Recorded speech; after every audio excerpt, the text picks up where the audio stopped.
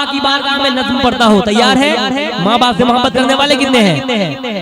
सब लोग हैं, मुझे मालूम है सब लोग हैं। ऐसा कोई है ही नहीं जो अपनी माँ बाप से मोहब्बत नहीं करता, है ना? माशाल्लाह। सुने कि कौन बता पाएगा कितनी बाअज़मत है माँ, कौन बता पाएगा कितनी बाअज़मत है माँ।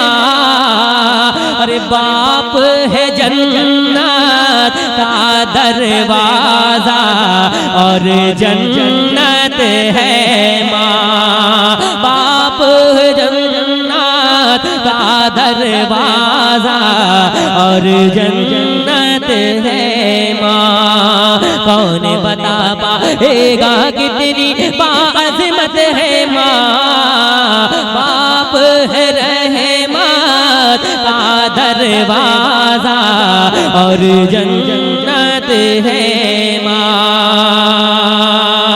कि माँ की ममता के आगे ये सारा ज़माना फीका है।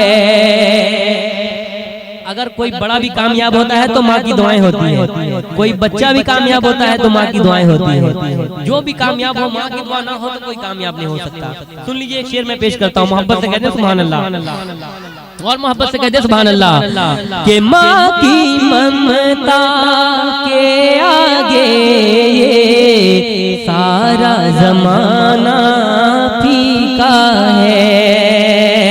माँ की ममता, माँ की ममता के आगे ये सारा ज़माना फीका है। माँ के बिना, माँ के बिना वीरान है आंगन और घर सूना सूना है।